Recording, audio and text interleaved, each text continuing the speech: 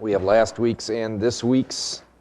So 1 Corinthians 11, A, and 1 Corinthians 11, 11 to 30. So we'll start on page 3 where we left off last week, and the one that says 1 Corinthians 11A.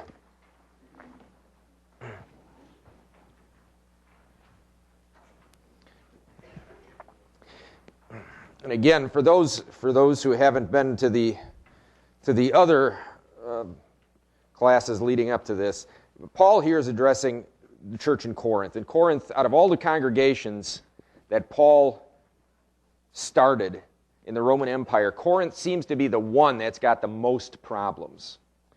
And in a way, it's good for us. I mean, we should be thankful Corinth had the problems it had because it makes Paul address things that he doesn't anywhere else. We learn as they learn. But Corinth had serious worldly issues. They lived in an area, in a town that was highly Romanized. They were kind of a cultural hub, a trade center. They had people going through them constantly from different parts of the world. They had a flourishing sex tourism industry going on in Corinth. A temple there to the goddess Diana that at one point in its history boasted of having 1,000 temple prostitutes in it. Great immorality in Corinth. With a Roman city under Roman morality, issues like homosexuality and such were common. It was socially acceptable in Roman Empire.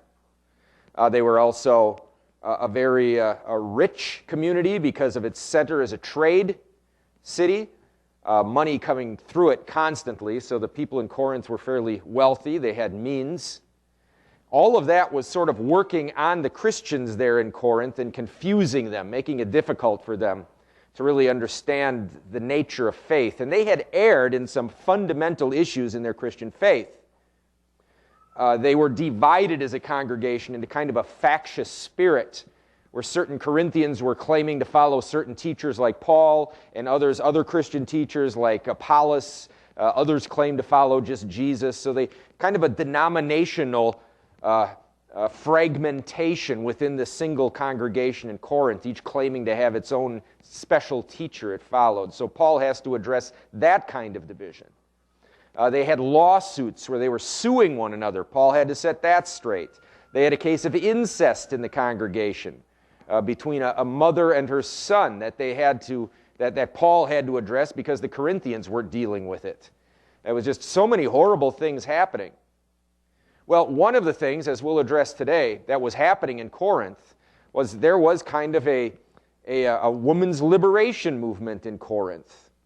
A confusion between male and female where the women apparently were rejecting their roles in society and within the church and were trying to become more like the men. And in fact, when you look at Roman culture, when you read some of the things that Romans were writing at this time in the secular world, there was a lot of tension between men and women. Roman culture allowed women to be educated. The Greek culture previously didn't. It was wrong for women to receive a formal education, but in Rome they allowed it. And you see a lot of writings of men griping that their wives now know as much as them and are arguing with them about stuff, and how dare they, which is kind of funny. But at any rate, it makes a lot of tension between the sexes at this time, and some of the women were taking it too far. Beyond just enjoying a new freedom and a new education they had within the Roman Empire, a lot of them were trying to erase the differences between men and women altogether. And I think that makes this discussion today very apropos for the world we live in, because it's exactly what we're facing, if not even more so in our day and age. So if you look at the handout from last week, top of page 3, Paul's discussion here has been on head coverings, which to us might seem like an outdated issue that's long been resolved. We don't have any problems with it. Women don't wear head coverings anymore. Men don't wear head coverings anymore, for that matter. Rarely. Even though I kind of like the old hats, I've got to admit. They look pretty sharp, but I don't wear one just because I look like a weirdo running around with a head on when nobody else is wearing one. At any rate, he's addressing the head coverings thing here in 1 Corinthians 11. Pick it up in verse 7 to 10. Well, first of all, let's back up, read a little more just to get the flavor up, but we'll address verses 7 to 10. Start in verse 5, 1 Corinthians chapter 11.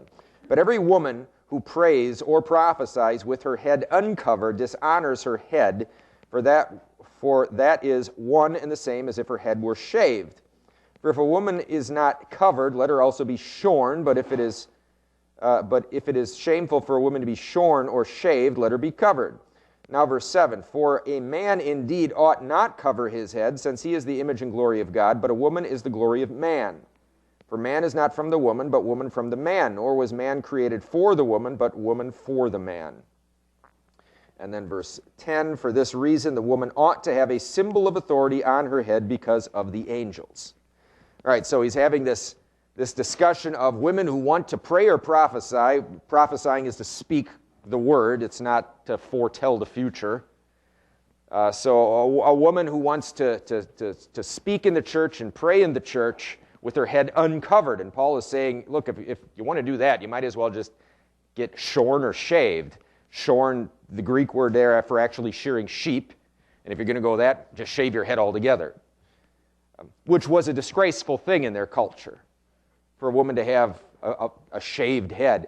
In a way, it kind of is in our culture, too. Women, it's a weird thing. It's not a law. It's not a rule. But naturally, women seem to have longer hair than guys. Why is that? Why? And it's that way throughout every culture, in fact. It was that way with women in Paul's day in Roman culture. It was that way in the Greek culture before that. Supposedly, almost every culture in that era, and going back 1,000 years before Paul, almost every culture had that, except for the Spartans. Supposedly, Spartan men had long hair. Now, Spartan men also were all bisexual. It was part of their military training, forced bisexuality. But at any rate, Spartans kind of broke the mold. But everybody else has this kind of just unspoken rule. Women had longer hair. Why? Why in our culture do women have longer hair, generally speaking? For their husband. Well, why do husbands like longer hair? I don't know. Anybody ever asked a husband, why do you like longer hair?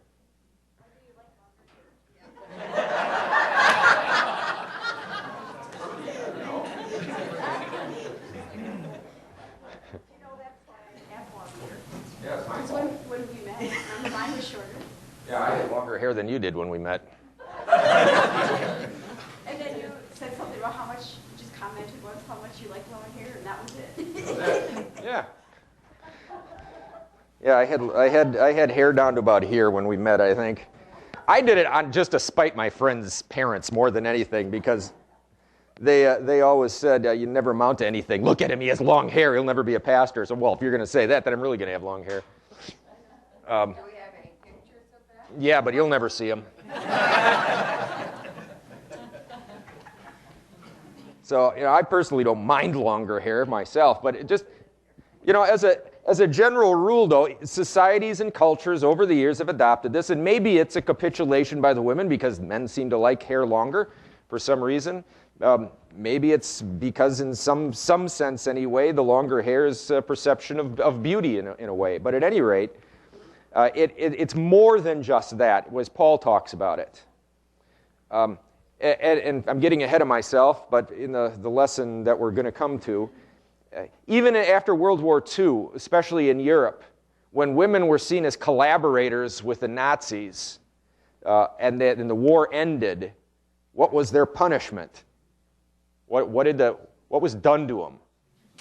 They shaved their heads. Yeah, they stripped them naked, they shaved their heads, and they threw them out in the streets for everybody to look at them. Shamed them.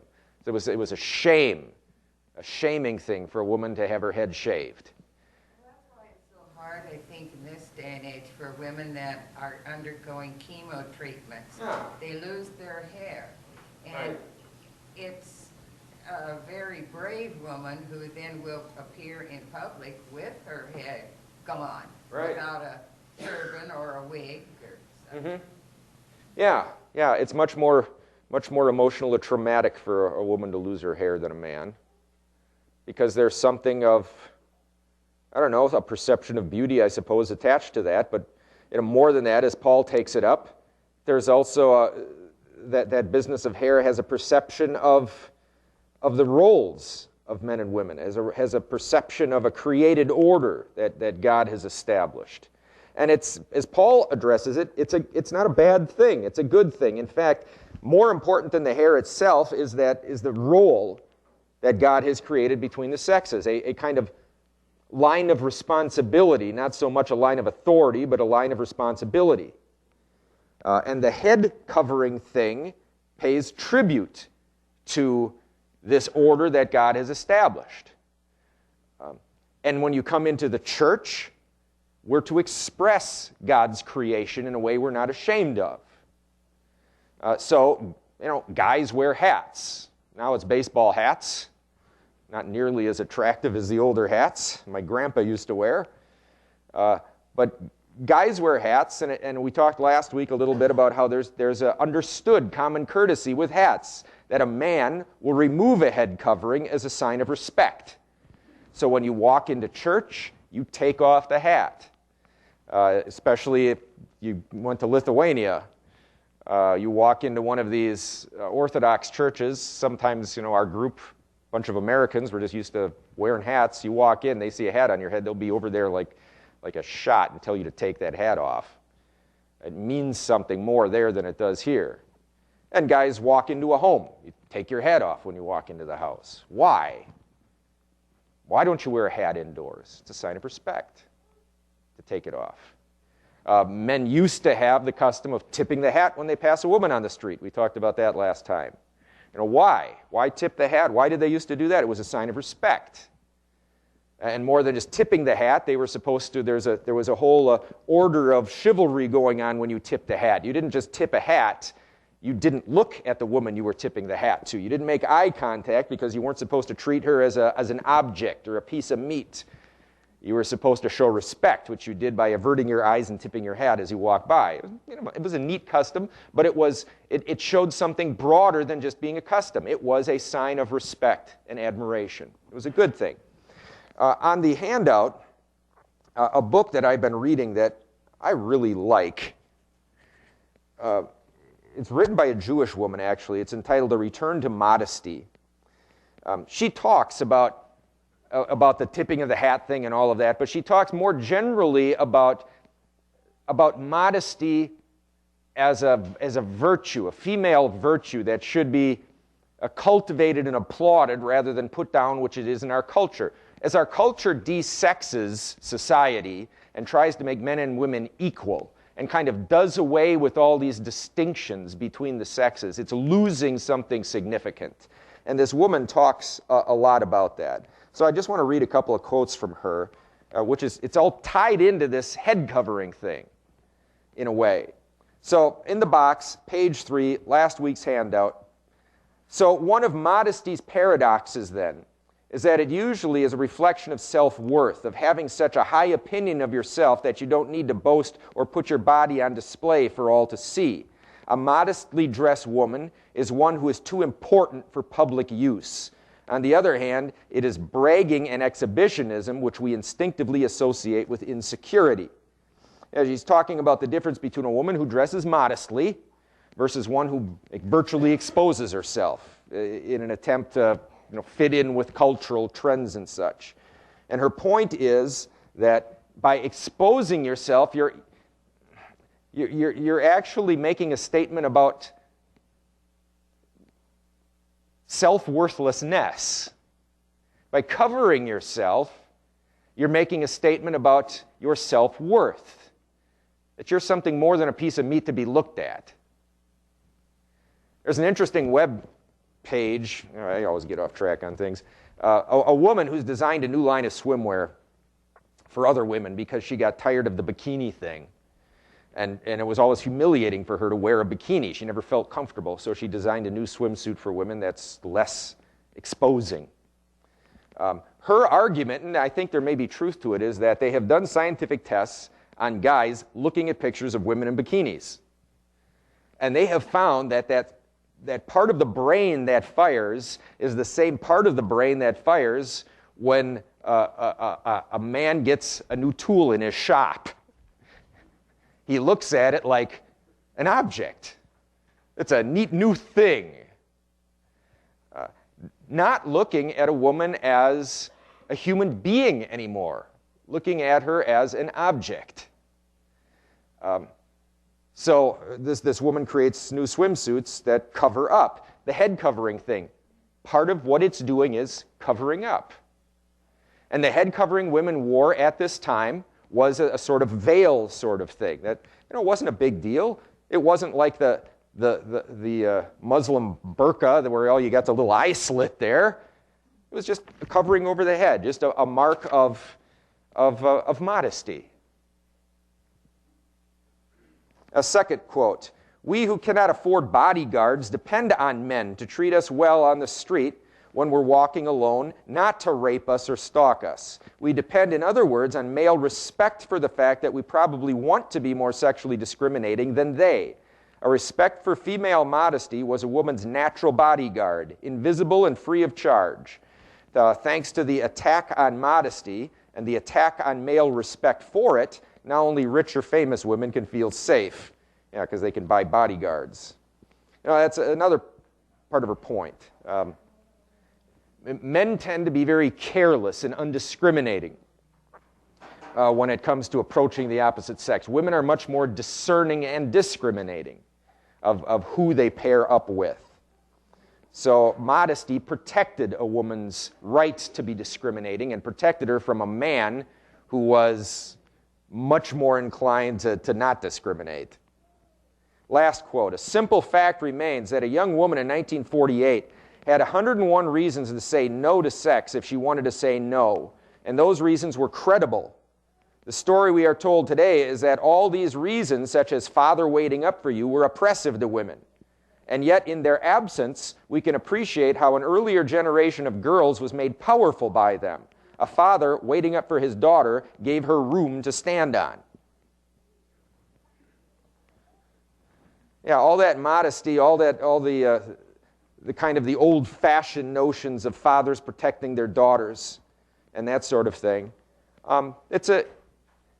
It served the purpose of protecting the daughter's modesty and virtue. So there's something to the old-fashioned stuff that's been lost over the years. Comments or thoughts? That last part of verse 10, because of the angels. Right. What's We're going to get to that in just a second. Oh, okay. All right, bottom of page 3, the comment here. Paul is here not establishing laws. He's not imposing some new oppressive doctrine. He's simply encouraging modesty as a virtue and linking it directly to essential elements of the Christian faith.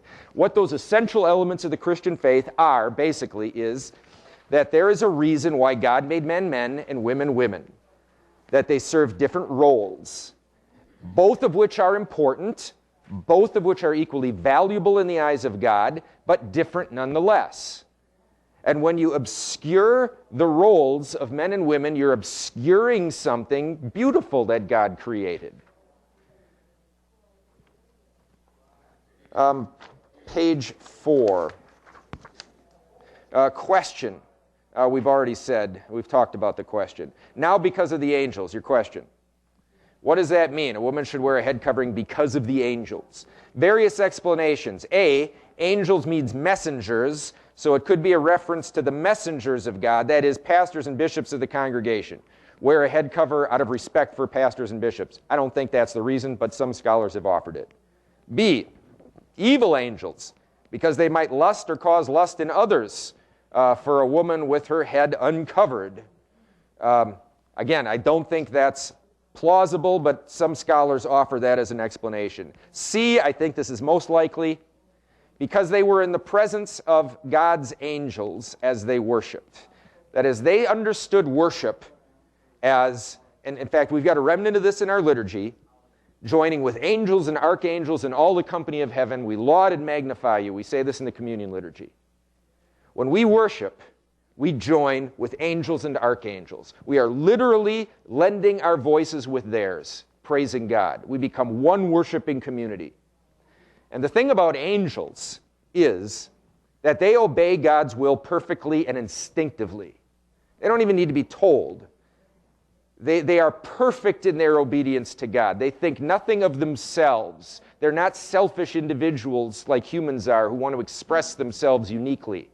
All they want to do is serve God. And for the sake of those who serve God so unquestionably, so faithfully and purely, Paul is saying, for their sake, let's just not fight about this stuff. Just be the person God made you, serve God as He wants, accept the God-given roles that we have, and let's just be one voice together with heaven and earth praising God. I think that's his argument here. So wear a head covering because of the angels. Show respect to them at least, even if you don't care for the men around you who aren't acting honorably. All right, comments or questions from last week? Again, this isn't even about head coverings in a way, because we don't have head coverings anymore. So are we doing something wrong? The answer to that Paul will address here, and it's no, we're not, because ultimately this, as Paul will admit, is about custom. That there's a deeper principle at play in the entire discussion, and that principle has to do with modesty and virtue. As Christians, we should express modesty and virtue, and if in our culture we're not doing it with head coverings, we should do it elsewhere. We still have God-given roles within family, within church, not to be ignored. Now, verse 11, 1 Corinthians 11 and 12. Nevertheless, neither is man independent of woman, nor woman independent of man in the Lord. For as woman came from man, even so man also comes through woman. But all things are from God. Previous verses focused on what we might call an order of creation. That there is a God-given order to things.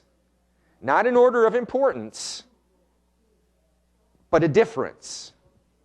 So that Paul will say in previous verses that a man goes without a head covering in reference to his head, which is Christ. A woman goes with a head covering to distinguish herself from the male.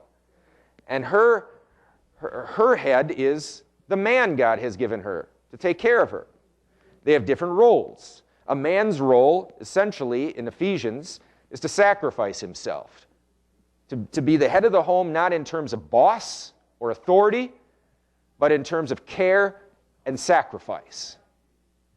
So it's the man's role, ultimately, to give himself, even into death if need be, for the sake of his wife. To deny himself, to serve her as Christ served the church and gave himself for it. That's Paul's model in Ephesians. A woman does not have that responsibility to a man, to give up her life for him in the same way. So if husband and wife are laying in bed and you hear an intruder come in, the husband shouldn't be kicking his wife out saying, go check that out. We instinctively know that isn't right. The guy puts his life on the line and goes down there. You don't need a rule book to tell you that's the way God made it.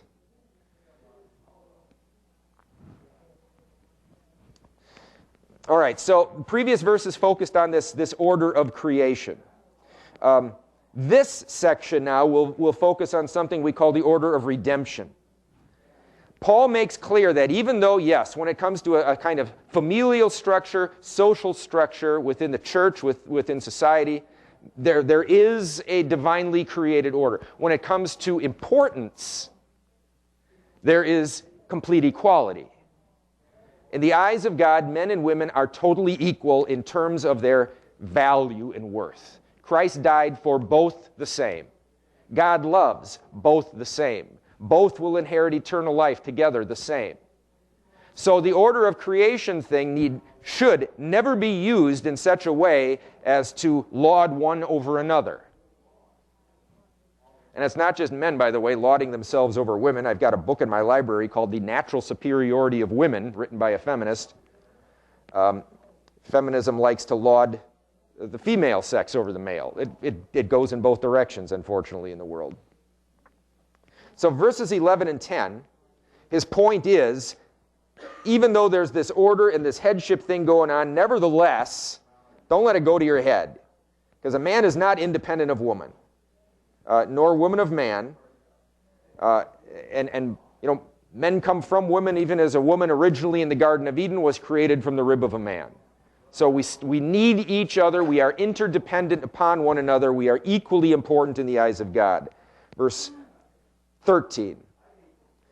Judge among yourselves. Is it proper for a woman to pray to God with her head uncovered? Now, I was back to that again. Paul here seems to be appealing to the custom and the collective common sense of the church. They instinctively know that the act of covering the head means something among them. They may be trying to ignore the meaning and put the best construction on it, like they did with the case of incest in their midst, but they know better. They're denying something fundamental by simply ignoring this custom because it says something positive. Again, in their culture. It doesn't say the same thing in our culture. And if women suddenly started wearing shawls over their heads, nobody would know what was going on.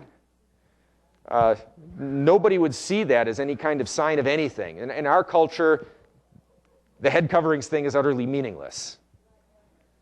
But there is still this expression of the order, even in our culture. Verses 14 and 15.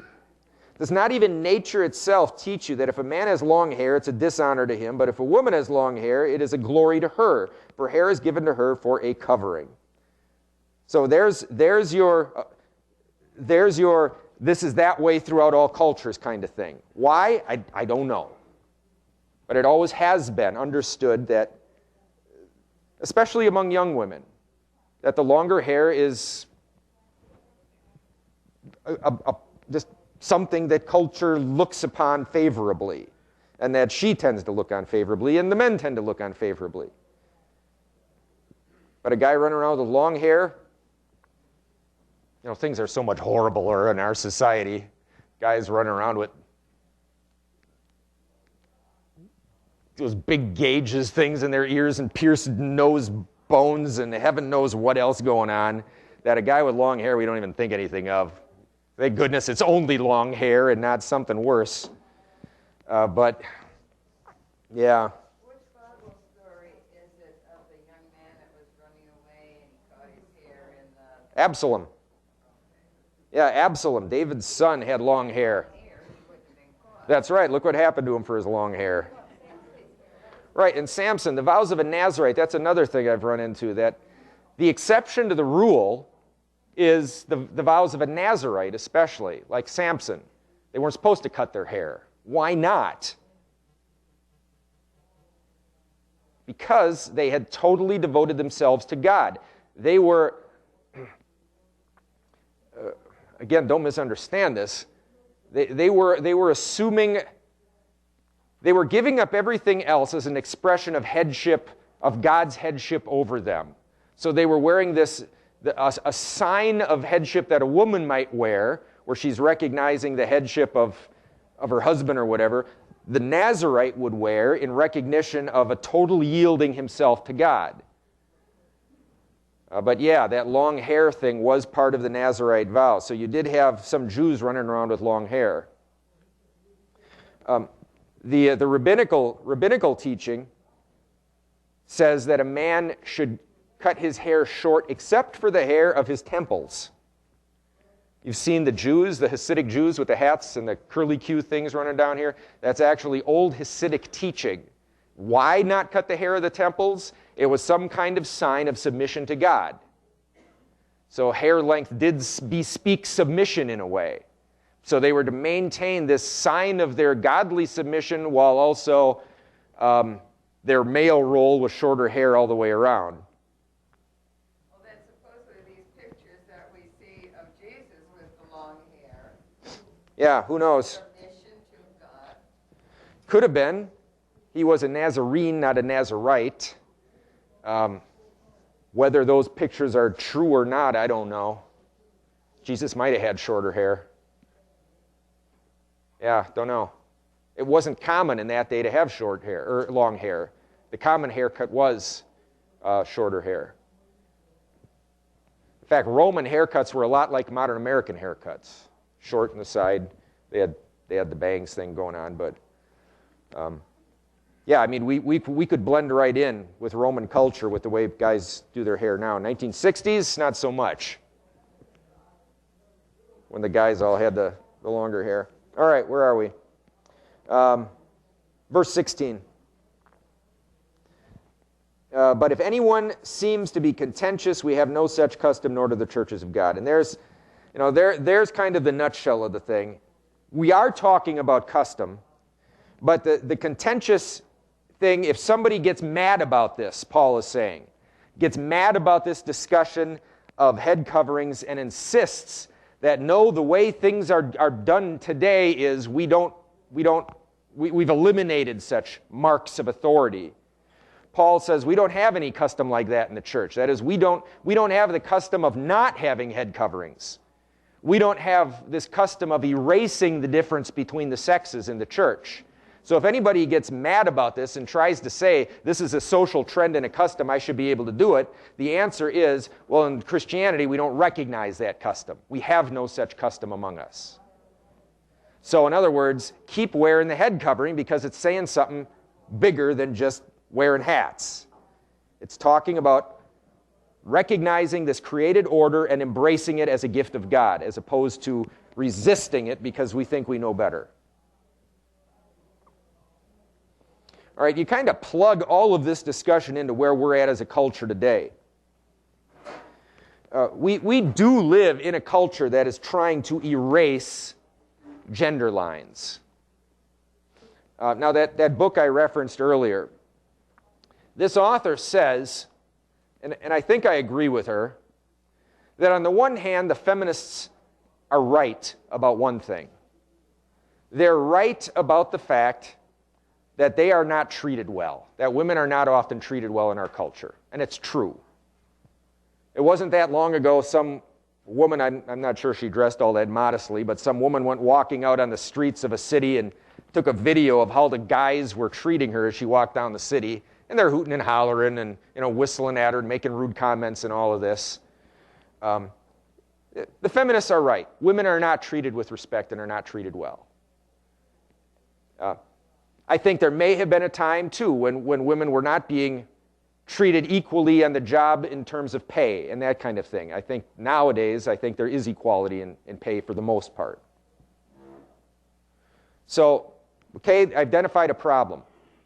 Then the author says, though, while feminists may be right in having identified the fact that there's a problem going on, they have not been right identifying the source of the problem. To feminism, the source of the problem is patriarchy itself. That males are oppressive and are trying to put down the woman.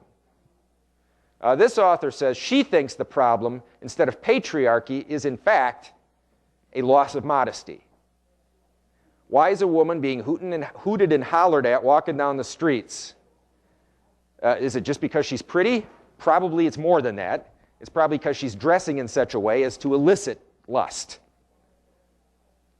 So by dressing modestly, there's less of a chance of that.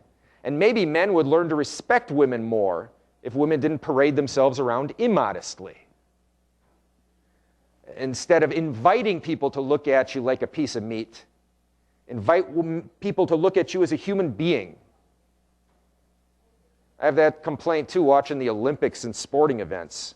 Why is it that as sprinters and runners, the men dress, and sometimes in these one-piece things that leave little to the imagination, but for the most part, their shorts are just above the knee and they cover mostly. Women, however, are running virtually in their underwear. The bikini bottoms, the bikini tops. Why? Why do the dudes cover up, but the women feel the need to run around in their underwear? I know, I hate watching beach volleyball. Do you watch? Sometimes, but I hate it. No, I hate it as a sport anyway, but that's a different matter. But yeah, I mean, every time I see it, it's why? Why is there that need? What do you think? Why the need in our culture for women to expose themselves? I've got another book that talks about the origin of the bikini and how destructive that is to culture. But why the need? Why the difference? Why would a woman want to draw attention to herself like that?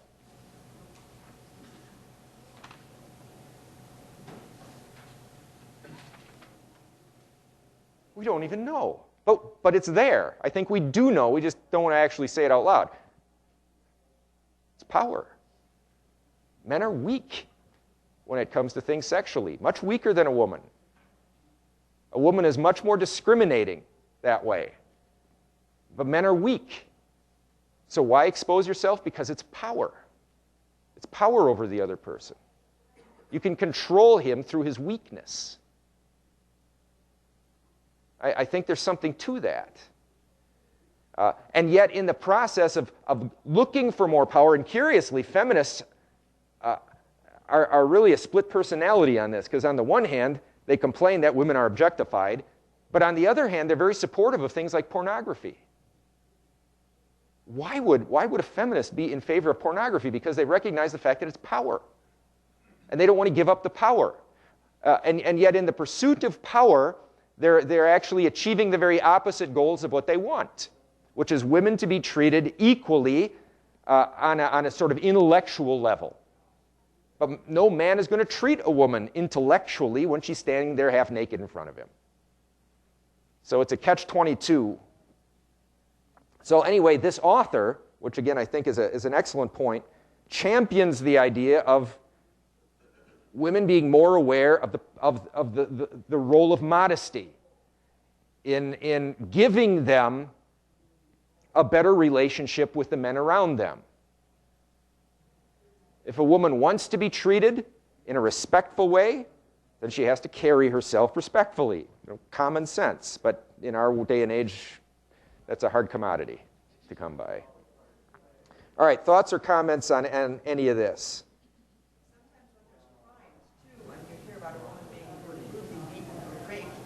Sometimes they're in places they shouldn't have been.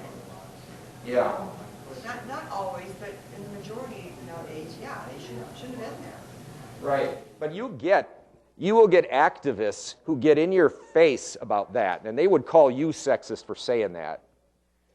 They would say that they should be able to wear whatever they want to wear, wherever they want to wear it, and have no fear whatsoever, and it's all on the fault of the males for doing this, that the woman has no responsibility to bear in things like rape or sexual abuse. And in some cases, of course, they're right, that the woman has done nothing to bring that on herself other than cross paths with a man who was sick. But on the other hand, there's a complete unwillingness to recognize the fact that there is a sinful force within men that does gravitate towards the lowest common denominator in these things. And if you're going to play to the lowest common denominator, you're going to get a response, and it might not always be the response you want. All right, any other thoughts? Okay, so my point with all of this, again, is what Paul is driving at here does fit in today's culture. We just need to kind of look past the whole head coverings topic. This is bigger than head coverings. Head covering was nothing more than their symbol in their society of modesty. And Paul is saying women shouldn't abandon that. They should embrace the God-given modesty that God has. In his culture, that was with the veil over the head when they came into church. In our culture, it's more dress. It's more just in a way a woman carries herself. It's a good thing. It's a positive thing. It's a God-given thing. All right, verse 17, just a little bit more. Paul's now going to transition into a new topic. He's part of the problem in Corinth. It's a new topic, but it's the same theme. The theme in Corinth, their problem is a kind of rampant individualism. It's a me-first mentality. So when it comes to things like lawsuits or earlier chapters, it was I have a legal right to sue and I'm going to. Paul says, why don't you just suffer wrong for a change? Why do you have to insist on your rights? And they had these divisions where they said, I'm of the party of Paul, I'm of the party of Apollos, I'm of the party of Jesus. Again, that's an individualistic spirit. It's me first, heck on everybody else, don't care. When it came to the women with the head coverings, same thing. I have the right to have no head covering, so who cares if anybody else is offended at this? And now when we move into the topic of the Lord's Supper, it's exactly the same root problem. It's people approaching the Lord's Supper with a, this is for me and my thing, and who cares about anybody else attitude. It's a very, very individualistic, very Americanized, in a way, kind of culture there in Corinth. So verse 17. Now in giving these instructions, I do not praise you, since you come together not for the better, but for the worse. Verse 18 and 19. For first of all, when you come together as a church, I hear there are divisions among you, and in part I believe it. For there must also be factions among you, that those who are approved may be recognized among you. So Paul clearly chastises them. What you're doing is wrong. Stop it. And he talks about divisions again. So as I'm saying, everybody has a me-first mentality going on in Corinth. Who cares how this affects anybody else? He says there's factions among you. The Greek word literally is schismata, the word where we get schism from. There are schisms among you. That is contentious factions. Verse 20 and 21. Therefore, when you come together in one place, it is not to eat the Lord's Supper. For in eating, each one takes his own supper ahead of others, and one is hungry and another is drunk. There's the individualism thing again. Now this time expressing itself at the Lord's Supper. They come together for themselves. They had a very different approach to the Lord's Supper than what we have. In fact, Paul doesn't like their approach. That's his point. They essentially had potlucks every Sunday. Everybody brought in food. They call it in Jude. Jude calls it love feasts. Special meals intended to show care for the community. So the rich would bring in lots of food and the poor would come in and eat it. And together they would be kind of, equal, feasting together. We talked about the intimacy of eating together earlier, that it bonds. There's a closeness that's born from this. So they had these feasts every week, potlucks. Their reason is so we can all become one in this kind of family meal. And at the end of the meal, then, they receive the Lord's Supper together as kind of the ultimate mark of their unity. The problem in Corinth was that those feasts weren't love feasts. They were selfish feasts. The rich ate to their fill. The poor got nothing. So it's like you line up at a potluck, all you poor people, you're in the back, and all the rich people could care less if you don't get anything. They go through the line first, and they take everything. And by the time the poor people get there, there's nothing but the sauce in the bottom of the pan. That was actually happening in Corinth. And on top of that, they'd bring in wine, and they'd get drunk from it. Drink it all, and who cares if the other guy doesn't get any? So everything going on in Corinth was all about me, selfishness. Who cares about anybody else? And Paul chews them out for it. This isn't the way it should be, he says. And then verse 22, what? Do you not have houses to eat and drink in? Do you despise the church of God and shame those who have nothing? What shall I say to you? Shall I praise you in this? I don't praise you. These love meals that came associated with the Lord's Supper, Paul's essentially saying, get rid of them. You want to eat and drink? Go eat and drink in your home. In church, we have something different going on here. Here we receive Christ. We lose ourself in the community of faith. This isn't about individualism here. This is about being one in a family of God. United, one heart, one mind, one spirit. As he says elsewhere, one faith, one life, one baptism. So that should be expressed outwardly, even as it's a doctrinal inward truth. It's a good place to quit, which is kind of a shame because we're just about to get into the whole closed communion thing. I'll just quickly touch on it before we close. This concern for the other, this kind of fundamental doctrine of Christianity, namely that one gives oneself for the other even as Christ gave himself for us. That it's not about me, it's about yielding myself so that others might benefit, mostly in salvation and eternal life. That expresses itself in the Lord's Supper, even with who is allowed to the supper. So Paul will go on here now in 1 Corinthians 11, and he'll talk about, for instance, verse 27 and following, that whoever eats and drinks the cup of the Lord unworthy will be guilty of the body and blood of the Lord. We need to be aware that there may be those who could do harm to themselves because of a wrong understanding of the supper. So in love, rather than, well, it's an individual thing, we can all do our own thing and be happy with it, the Christians were supposed to be discriminating. No, I care about you. I love you. I don't want you to hurt yourself.